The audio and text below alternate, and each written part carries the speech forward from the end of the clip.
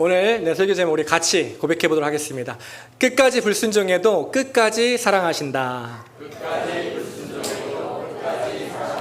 우리 한 번 더 고백합니다. 끝까지 불순종해도 끝까지 사랑하신다.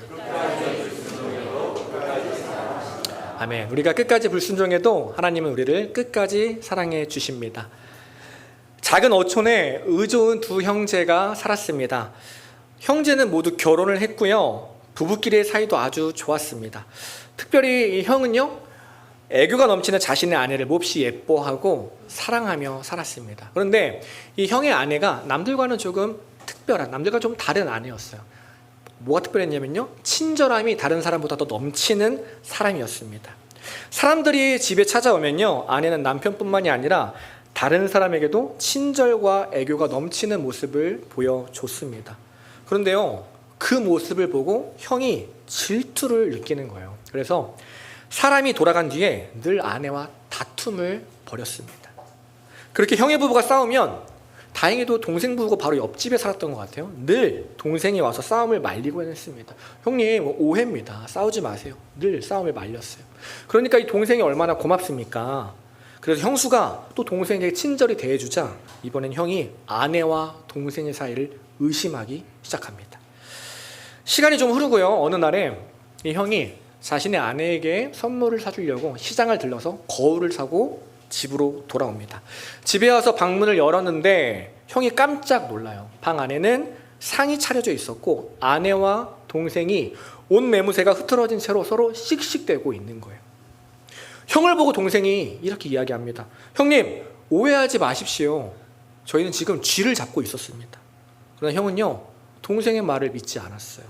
두 사람을 때리고 집에서 쫓아냅니다. 그리고 얼마 지나지 않았는데 정말 그 집에서, 그 방에서 쥐가 나타났어요. 동생의 말이 거짓이 아니었던 것입니다. 형은 그제서야 자신의 잘못을 깨닫고 아내를 찾으러 나갑니다. 그러나 안타깝게도 아내는요, 그 다음날 바닷가에서 싸늘한 시신이 되어 나타납니다. 그리고 동생은요, 뱃사람이 돼서 영영 형을 떠나버립니다. 김동인의 단편소설인 뱃다락이라는 소설의 줄거리입니다. 이 소설의 주제를요, 하나만으로 볼 수는 없을 것입니다. 그럼에도 이 소설을 말하려고 하는 바를 한 단어로 요약을 한다면 그건 아마도 오해일 것이에요. 오해의 결과가 얼마나 크고 무서운지를 이 소설을 통해서 우리에게 알려주고 있는 것입니다. 우리가 살면서 얼마나 많은 오해를 하며 살아가는지를 알려주는 또 하나의 글을 가지고 왔습니다. 김은주 작가의 기분을 만지다라는 책에 나오는 내용입니다. 제가 한번 읽어보겠습니다. 그가 눈살을 찌푸린 것은 당신 옷차림 때문이 아니라 눈에 먼지가 들어갔기 때문이다. 대화 도중에 그가 하품을 하는 것은 당신이 재미없기 때문이 아니라 어젯밤 잠을 설쳤기 때문이다. 그가 당신에게 큰 소리를 치는 것은 못 알아듣는 게 답답해서가 아니라 그곳이 너무 시끄럽기 때문이다.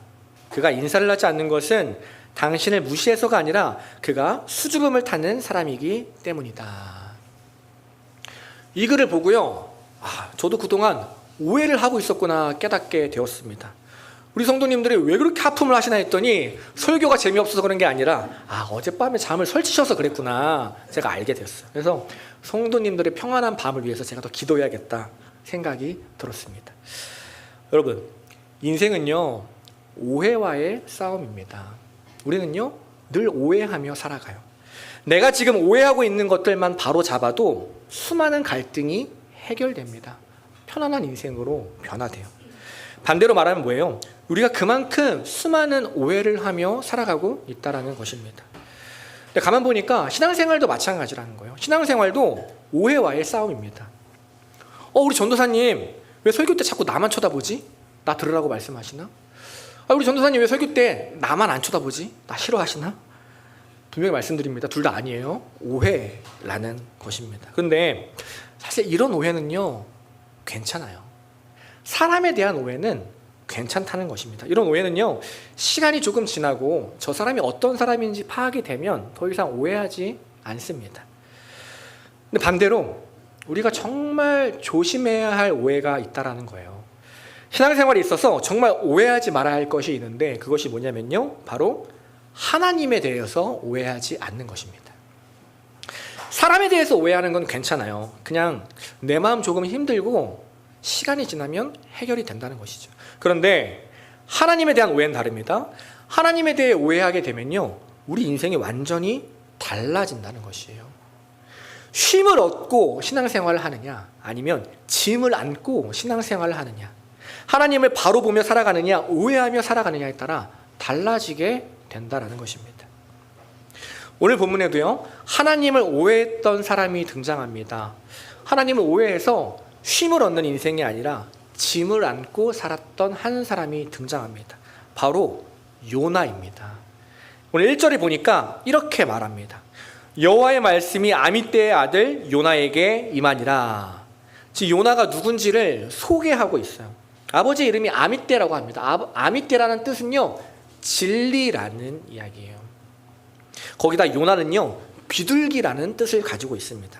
그러니까 요나는 하나님의 진리를 전하는 선지자였어요. 하나님의 기쁜 소식을 전하는 비둘기와 같은 사람이었다, 지금 이야기하는 거예요. 누구보다 하나님 말씀과 가까운 사람이었습니다. 다른 말로 하면요, 누구보다 순종이 익숙한 사람이었어요. 그런 요나에게 평상시처럼 하나님의 말씀이 임합니다. 오늘 2절이에요. 이렇게 이야기합니다. 너는 일어나서 저 큰 성읍 니느웨로 가서 그것을 향하여 외치라. 그 악독함이 내 앞에 상달되었음이니라.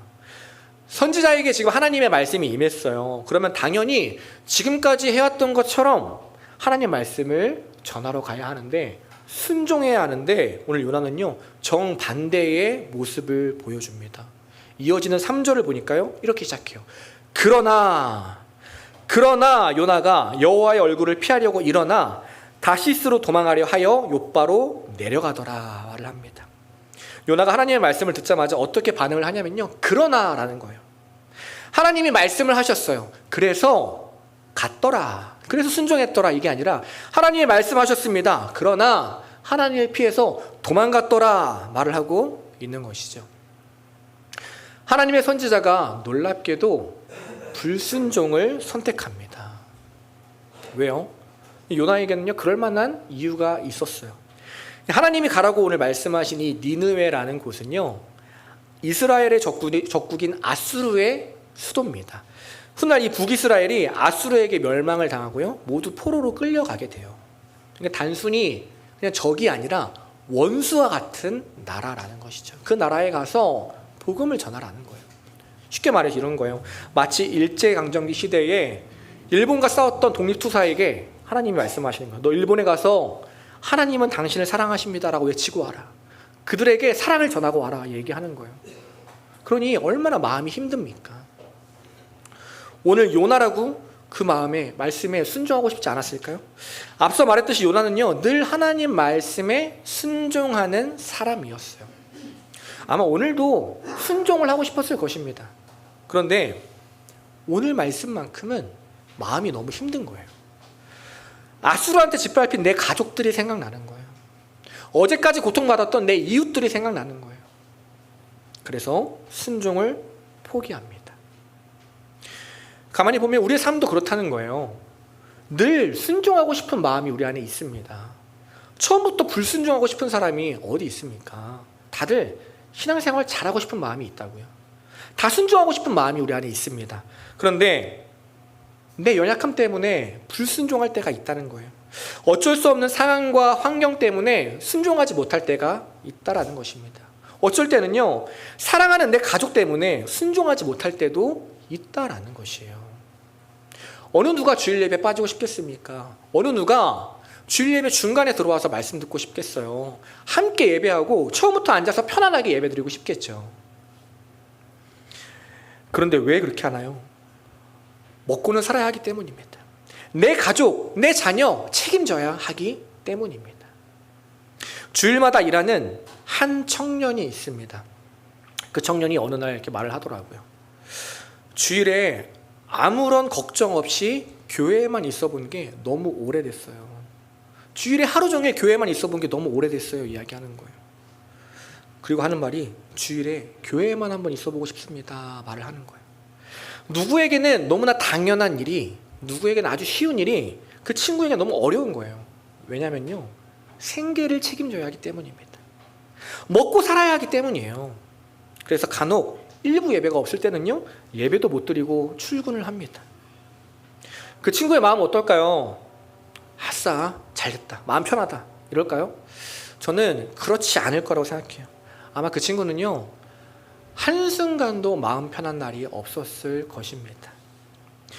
마음 한편에 나 계속 빠지는데, 나 계속 예배만 드리고 가는데, 나 구역 모임도 못 하는데 이거 불순종하는 거 아니야?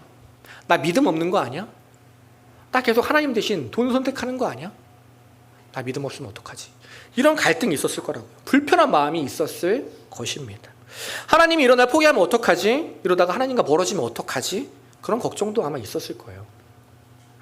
또 다른 누군가에게는요, 하나님이 직장 동료를 사랑해라, 너의 이웃을 사랑해라, 계속해서 말씀하십니다.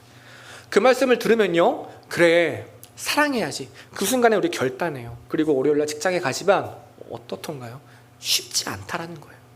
다시 그 사람의 얼굴을 보면 힘들다라는 거예요.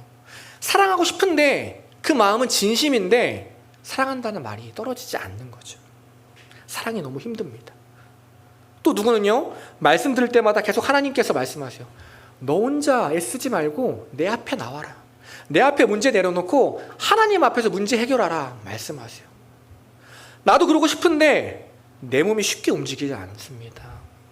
나도 정말 그러고 싶은데, 나도 하나님께 기도하고 맡기고 싶은데 순종이 어렵다라는 거예요.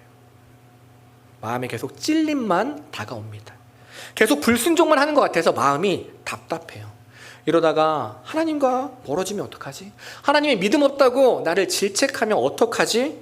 내 믿음 떨어지면 어떡하지? 그런 걱정이 든다라는 것이죠.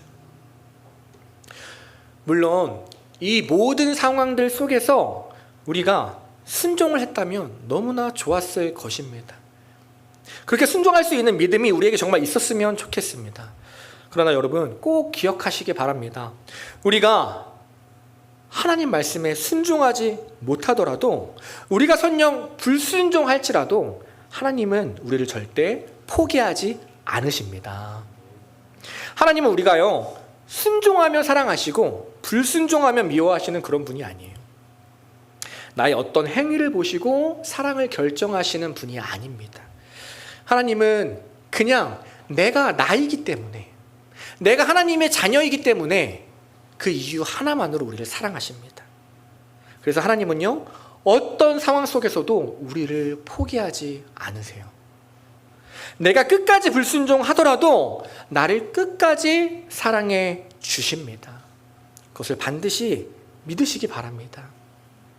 그런데 오늘 요나는 어떻게 합니까? 하나님은 요나를 절대로 포기하지 않는데요, 요나가 먼저 하나님을 포기해버려요. 하나님을 오해했기 때문입니다. 하나님의 이 마음을 몰랐기 때문이에요. 나에게 이런 불편한 말씀을 주시는 하나님이 너무 싫은 거예요. 하나님은 왜 내 사정 충분히 아시면서 왜 계속 이런 말씀 주시는 거야? 왜 이렇게 나한테 불편하게 하시는 거야? 왜 이렇게 계속 찔림을 주시는 거야? 내 사정 다 아시면서 내 환경을 바꿔주셔야지 왜 이런 말씀 주시는 거야? 참 너무하신다. 하나님이 나에게 힘든 짐을 안겨주신다고 오해해요. 또 한편으로는요, 말씀에 순종하지 못하는 내가 너무 싫은 거죠. 이웃사랑을 해야 하는데 도대체 나는 언제까지 제자리 걸음을 해야 하나? 이러고도 내가 성도라고 할 수 있나? 남들은 다 이웃사랑하며 성장하는 것 같은데 왜 나는 이렇게 못하고 있나? 마음 한편으로는요, 죄책감이 들어요. 그러니까 하나님도 믿고 나도 믿고 다 포기해버리고 싶은 마음이 듭니다. 그래서 하나님을 떠나버려요. 이후에 요나가 어떻게 하냐면요, 하나님이 가라는 곳과 정반대로 향합니다. 하나님은 동쪽인 니느웨로 가라고 하시는데 요나는요, 배를 타고 서쪽인 다시스로 향합니다. 그것도 모자라서 배의 가장 깊은 곳까지 내려가 잠을 자요. 피곤하고 졸려서 자는 게 아닙니다. 하나님을 떠나서 모든 것을 포기한 사람의 모습을 보여주고 있는 거예요. 제가 오늘 설교를 준비하면서요, 이 하나님의 마음을 묵상하는데 참 마음이 아프더라고요. 부모님의 마음이 생각이 났습니다. 하나님은 분명히 요나를 괴롭히기 위해서 말씀하신 게 아닐 텐데, 요나를 위해서 말씀하신 걸 텐데 왜 요나는 그 마음을 몰라줄까? 설령 그 말씀에 순종하지 못할지라도 하나님께 매달리고 하나님께 도움을 구하면 하나님이 도와주실 텐데 왜 요나는 아무 말도 없이 하나님을 떠나버리고 말았을까? 마음이 답답하더라고요. 그런데 가만히 보니까 이 요나의 모습이 바로 나의 모습이었습니다. 제가 얼마 전에 한 영화를 봤습니다. 스포일러 때문에 영화 이름은 말하지 않을게요. 내용만 말합니다. 한 가족의 이야기예요. 어떤 부부가요, 정든 고향을 떠나서 어렵게 대도시로 정착을 합니다. 아내는 임신을 했고요. 남편은 가족을 먹여 살리기 위해서 가게를 차립니다. 다행히 아내가 건강히 아기를 낳게 되었어요. 남편의 가게도요, 처음엔 힘들었지만 점차 안정을 찾게 됩니다. 하나밖에 없는 자녀는요, 시간이 지나면서 어릴 때부터 아버지의 가게에서 뛰어놀면서 점점 자라게 됩니다. 그 자녀의 눈에 아버지의 가게는 세상에서 가장 위대한 장소였어요. 그리고 행복하게 일하시는 아버지의 모습은 세상에서 가장 위대한 모습이었습니다. 자연스럽게 아버지는요, 그 자녀가 크면 이 자녀에게 나의 가게를 물려줘야겠다 생각을 하였습니다. 그리고 이 자녀도요, 자연스럽게 그것이 당연하다는 듯이 내가 크면 아버지의 가업을 이어야겠다 생각을 했습니다. 시간이 흘러서요, 이 자녀가 성인이 되고 아버지는 은퇴를 앞두게 됩니다. 이제 가게를 물려줄 일만 남았어요. 그런데 우연찮은 계기로 이 자녀가요, 숨겨져 있던 자신의 재능을 깨닫게 됩니다. 그냥 누구나 할 수 있는 일인 줄 알았는데 그게 나만 할 수 있는 특별한 일이라는 걸 깨닫게 돼요. 그리고 그 능력을 알아본 사람들이 그에게 스카우트 제의를 합니다. 좋은 조건을 제시해요. 자녀는요, 나에게 이런 능력이 있었다는 사실에 기뻐합니다. 자기는 전혀 몰랐거든요. 그리고 이걸로 사람을 기쁘게 할 수 있다는 것에 놀라요. 그 능력으로 자신이 하게 될 일을 꿈꾸면서 행복해 합니다. 그런데요, 곧 그 마음을 접어버려요. 왜냐하면 아버지가 생각났기 때문입니다. 가업을 이어야 아버지 뜻에 순종하는 거라고 생각했기 때문이에요. 그게 아버지를 기쁘게 하는 일이라고 생각했기 때문입니다. 결국 어쩔 수 없이 집으로 돌아가지만 그 마음이 어떻습니까? 불편하죠. 행복하지 않죠. 억지 순종이잖아요. 그렇게 억지로 가업을 이으려고 하다가 여러 사건, 사고가 발생합니다. 그리고 아버지와도 점점 관계가 멀어져요. 결국 마지막에 이 자녀가요, 용기를 내서 아버지에게 말합니다. 폭탄 선언을 하는 거예요. 아빠, 미안해요. 사실 나 이 가게에서 일하는 게 싫어요. 이 가게에서 일하기가 싫어요. 나 사실 정말 하고 싶은 일이 있어요. 아빠의 꿈을 이뤄드리지 못해서 미안해요. 순종하지 못해서 미안해요. 이런 나를 용서해 주세요. 자녀가 눈물을 흘리면서 아버지에게 이야기를 하는 거예요. 그러자 아버지가 그런 자녀를 보고 이야기합니다. 누구야? 왜 진작부터 말하지 않았니? 그동안 너가 오해하고 있었다. 이 가게는 내 꿈이 아니다. 이 가게는 한 번도 내 꿈이었던 적이 없다. 처음부터 내 꿈은 바로 너였다. 처음부터 끝까지 언제나 내 꿈은 바로 너였다. 항상 그래왔다. 말을 하는 거죠. 우리 하나님의 마음도 마찬가지라는 것입니다. 우리 하나님의 꿈은요, 전도가 아니에요. 우리 하나님의 꿈은 교회를 성장시키는 것이 아닙니다. 우리 하나님의 꿈은요, 우리가 신앙생활을 열심히 해서 인정을 받는 게 아니에요. 우리 하나님의 꿈은 무엇입니까? 바로 나입니다. 그냥 나라고요. 하나님의 꿈은요, 그냥 내가 하나님의 사랑 안에서 그 사랑 누리면서 풍성하게 행복하게 살아가는 것입니다. 우리가 잘 아는 말씀이잖아요. 요한복음 3장 16절 이렇게 말씀하세요. 하나님의 세상을 이처럼 사랑하사 독생자를 주셨으니 이는 그를 믿는 자마다 멸망치 않고 영생을 얻게 하려 하심이라. 그래서 예수님은요, 십자가에서 나를 위해 돌아가셨습니다. 나를 살리기 위해서 예수님께서 십자가에서 죽으셨어요. 왜요? 왜 그러셨어요? 바로 내가 하나님의 꿈이기 때문입니다. 순종보다 더 중요한 것이 바로 나 자신이기 때문이에요. 그래서 오늘 하나님은요, 요나를 포기하지 않습니다.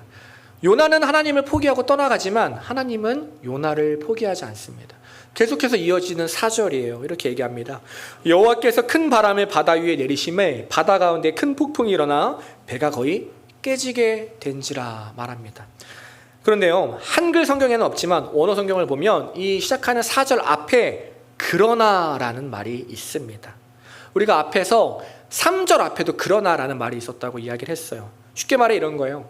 하나님이 말씀하셨지만 그러나 요나는 불순종했다. 하나님이 말씀하셨지만 그러나 우리가 불순종했다. 하지만 걱정하지 말라는 것입니다. 포기하지 말라는 거예요. 왜요? 요나가 불순종하지만 우리는 계속 불순종하지만 그러나 하나님은 그런 우리를 포기하지 않으신다. 오늘 말씀을 통해 우리에게 알려주고 계신 거예요. 폭풍을 보내셔서요 끝까지 요나를 추격하십니다. 오늘 이 폭풍이 요나를 혼내기 위해서가 아니에요. 너 왜 순종하지 않았어? 요나에게 벌을 주기 위해서 폭풍을 보내시는 게 아닙니다. 요나를 다시 회복시키기 위해서요. 요나를 다시 세워주기 위해서요. 요나를 더 나은 삶으로 만들어주기 위해서 하나님이 지금 쫓아가시는 것입니다. 왜 그렇게 합니까? 저와 여러분을 순종보다 어떠한 사명보다 더 사랑하시기 때문이에요. 세상은요 꽝 대신 닭을 찾습니다. 준비한 방법이 실패하게 되면요 다른 방법을 찾아요. A라는 사람이 일을 실패하면요 너 됐어. B라는 사람을 찾아서 그 일을 진행합니다. 그러나 하나님의 방법은 전혀 다르다는 거예요. 하나님은요 나의 일은 나에게서만 찾으십니다. 나에게 맡기신 달란트는 나를 통해서만 영광 받으십니다. 오늘 요나도 마찬가지예요. 요나가 포기한다고요? 다른 사람을 찾지 않으세요? 얼마나 많은 비용이 들고 얼마나 많은 시간이 들더라도요 끝까지 기다려주고 끝까지 품어주고 끝까지 사랑해 주십니다. 그리고 결국 그 일을 해낼 수 있도록 만들어 가십니다. 결국 이 요나서는요 하나님 안에서 하나님 사랑으로 성장하는 요나의 성장 이야기인 거죠. 왜 그렇게까지 하십니까? 그래야 내가 더 넓어지기 때문이에요. 내가 더 깊어지기 때문입니다. 사랑하는 여러분, 오늘 우리가 이 자리에 있는 것은요 오늘 우리가 이 시간 함께 하나님께 예배할 수 있는 것은 우리가 한 주 동안 하나님의 말씀에 잘 순종해 왔기 때문이 아닙니다. 우리의 삶을 너무 잘 아시잖아요. 우리는 그렇게 살지 않았어요. 우리는 늘 불순종을 하며 살아왔습니다. 끝까지 내가 할 수 있는 최선을 다해서 불순종을 하며 살아왔어요. 그럼에도 불구하고 우리가 이 시간 예배할 수 있는 이유가 무엇입니까? 나의 순종 때문이 아니에요. 그럼에도 불구하고 그러나 그런 우리를 하나님이 포기하지 않고 끝까지 사랑해 주셨기 때문입니다. 그런 우리에게 하나님은요 오늘도 동일하게 말씀하세요. 순종을 말씀하십니다. 왜 이렇게 말씀하세요? 우리를 괴롭히려는 것이 아니라 우리를 더 세워주기 위해서입니다. 우리를 더 품어주시기 위해서요. 우리를 더 나은 삶으로, 더 행복한 삶으로, 더 아름다운 삶으로 만들어가기 위해서입니다.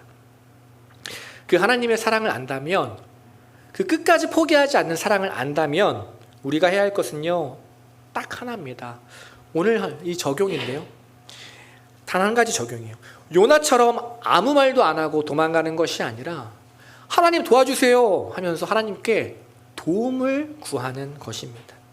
하나님이 우리에게 순종을 말씀하실 때 도망이 아니라 하나님께 도움을 구해야 합니다.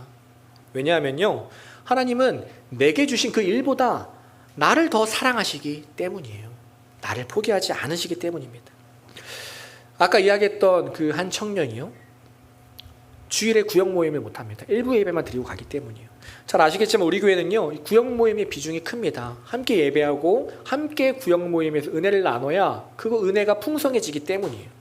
근데 자기만 계속 빠지니까 마음이 불편했겠죠. 어떻게든 참석하고 싶었을 것입니다. 근데 상황이 여의치 않은 거예요.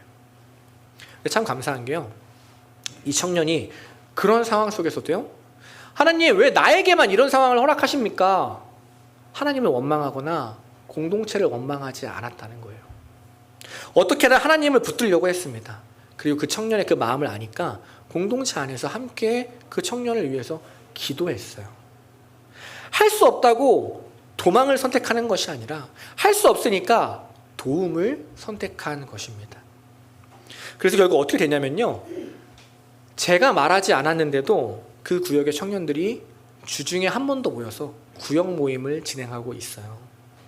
주일 오후에 구역 모임을 하고요, 2명의 청년이 주중에 또 교회로 와서 그 청년과 함께 구역 모임을 진행합니다. 이게 벌써 몇 달이 지났어요. 여러분, 이게 쉬운 게 아닙니다. 주일에 구역 모임 하는 것도 힘드시잖아요, 그렇죠? 근데 그걸 한번 주중에 또 한다고요? 퇴근하고 집에 가서 쉬어야 되는데 또 와서 한다고요? 이 청년들이 집이 가까운 청년들이 아니에요. 한 명은요, 서울 북쪽에서 내려옵니다. 한 명은요, 동쪽 끝에서 와요. 그리고 한 명은요, 정말 이 청년이 제일 힘들어요. 여러분 아시죠? 제일 가까우면 힘듭니다. 노브랜드 위에 사는 청년이 와요. 이 3명의 청년이 모여서 함께 구역 모임을 하는 거예요. 누가 시키지 않았는데도요, 주중에 모여서 구역 모임을 합니다. 그리고 간간히 그 구역 모임의 소식을 전해 듣는데, 들을 때마다 그 청년이 하나님 안에서 조금씩 회복되고 있음을 전해 듣고 있습니다. 하나님과 더욱 가까워지고 있음을 전해 듣고 있어요. 그렇게 될 수 있던 비결이 무엇입니까? 너무나 안 좋은 상황이었잖아요. 불순종할 수밖에 없는, 포기할 수밖에 없는 상황이었잖아요. 그럼에도 불구하고 도망이 아니라 도움을 선택했기 때문입니다. 순종하지 못하는 상황 속에서도 다 포기할 수 있었어요. 하나님을 오해하고 도망갈 수도 있었습니다. 그러나 그러지 않았습니다. 내게 가장 좋은 길을 열어주실 하나님을 신뢰하고 하나님을 믿고 하나님께 도움을 구했습니다. 그랬더니 하나님이 가장 선하고 지혜로운 방법으로, 어느 한 사람도 마음 상하지 않는 방법으로 아름다운 길을 만들어 주셨어요. 이것이 바로 하나님의 방법이라는 것입니다. 저는요, 이 신앙의 원리가 우리 모두의 삶 속에 적용되기를 소망합니다. 특별히 순종이 어려운 분들 계실 거예요. 많은 일들을 하고 계신 분들 계실 겁니다. 요즘 찬양팀이 힘들다는 이야기가 많이 들려옵니다. 주일 찬양팀, 금요 찬양팀. 근데요, 가만히 보면 충분히 그럴 수 있을 것 같아요. 우리 잘 알듯이 이 찬양팀 인원이요, 여유 있는 인원이 아닙니다. 이렇게 로테이션으로 돌아가는 인원이 아니에요. 인원이 딱 맞습니다. 그 말은 뭐냐면요, 나은 사람 빠지면 딱 티가 난다는 거예요. 이빨 빠진 것처럼 딱 보인다는 거예요. 거기다가 짧게는 4, 5년, 길게는 10년 넘게 이 자리를 지켜왔습니다. 어느 하나 억지로 한 게 아니고요, 기쁜 마음으로 순종하며 하나님께 예배하고 왔어요. 근데 어때요? 살다 보면, 이렇게 순종하며 살다 보면 여러 가지 일이 우리 안에 생긴다고요. 갑자기 아플 때가 있고요, 갑자기 집에 일이 생길 때가 있고, 갑자기 나도 원치 않지만 불순종할 때가 있다라는 것입니다. 그렇게 한번 빠지면요, 그렇게 한번 금요일 빠지고 주일에 오면 모든 성도님들이 자기에게 물어본대요. 무슨 일 있었어? 어디 갔었어? 다 안다는 거죠. 그게 참 감사한데 마음 한편으로는 부담으로 다가온다라는 거예요. 아, 이 자리 내가 빠지면 안 되는구나. 아파도 안 되고 무슨 일이 생겨도 안 되는구나. 순종하고 싶은데, 아니, 그동안 계속 순종해 왔는데 하루 정도는 불순종하고 싶은 마음도 있는데 그러지 못한다는 거예요. 감사하게도요, 우리 청년들은요, 여러분 잘 아시듯이 집이 코앞이라 우리 도망가지도 못합니다. 도망가면요, 금방 잡혀와요.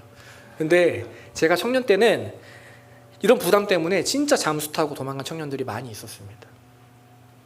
저도 그런 청년 중에 하나였어요. 근데 여러분, 제가 시간이 지나고 돌아보니까요, 도망은 절대 답이 아니더라고요. 지금 이 말이요, 너 꼭 그 자리 지키고 섬겨야 돼, 순종해야 돼, 이런 얘기하는 게 아니에요. 억지로 순종하라는 말이 아닙니다. 그리고 이 말이 꼭 찬양팀뿐만이 아니에요.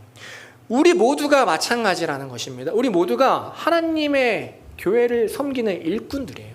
하나님 앞에 순종하며 나아가는 하나님의 백성들입니다. 하나님이 나를 그 자리에 부르신 이유가 있다라는 거예요.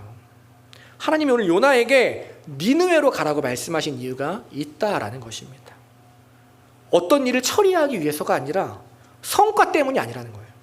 하나님이 나에게 어떤 일을 맡기셨다면, 나를 어떤 자리에 부르셨다면 그건 오직 나를 위해서입니다.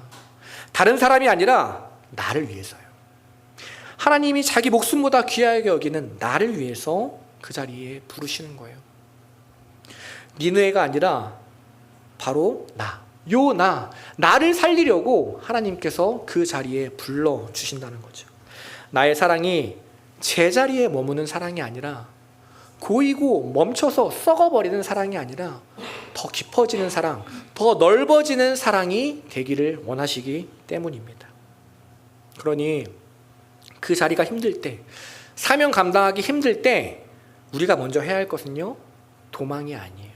하나님께 도움을 구하는 것입니다. 하나님, 나를 이 자리에 부르신 이유가 무엇인가요? 하나님, 저 구역교사가 너무 힘듭니다. 저 예배팀이 너무 힘듭니다. 예배 자리를 지키는 것 자체가 너무 힘듭니다. 전도가 너무 힘듭니다. 이웃사랑이 너무 힘듭니다. 하나님, 왜 나에게 계속 이 말씀 주시나요? 내 힘으로는 도저히 못하겠습니다. 하나님, 도와주세요. 하나님, 저에게 사랑할 수 있는 힘을 주세요.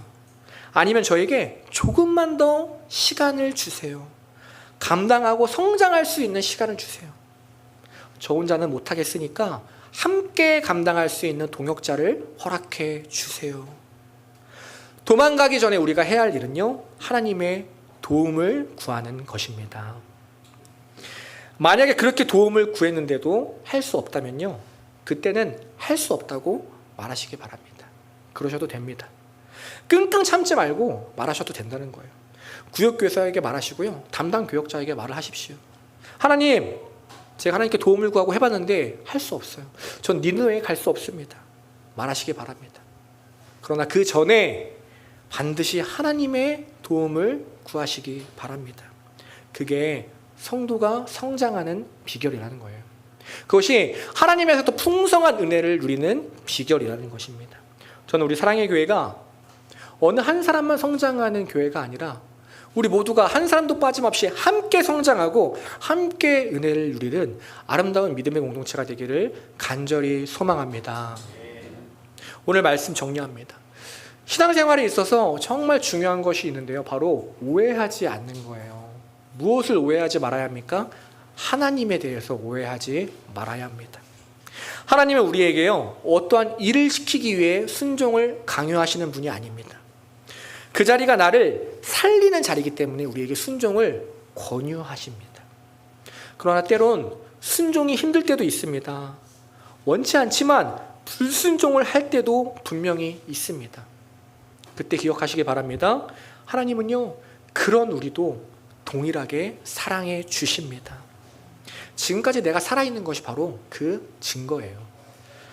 하나님은요, 내가 끝까지 불순종해도 나를 끝까지 사랑하시는 분입니다. 그러니 하나님의 순종을 말씀하실 때 걱정하지 말고요, 두려워하지 말고 도망가지 말고 하나님께 먼저 도움을 구하는 믿음의 백성 되기를 소망합니다. 사람이 아니라 하나님께 먼저 기도하고 하나님께 먼저 도움을 구하는 하나님의 백성 되기를 소망합니다. 그런 삶이 하나님 안에서 더 깊어져요. 그런 삶이 하나님이 주시는 은혜를 더 풍성히 누리며 살아갑니다. 세상 무엇보다 나를 더 사랑하시는 그 하나님의 사랑만을 의지하며 살아가는 저와 여러분, 날마다 순종하고 날마다 승리를 경험하는 우리 모든 성도님들, 우리 사랑의 교회 되기를 간절히 소망합니다.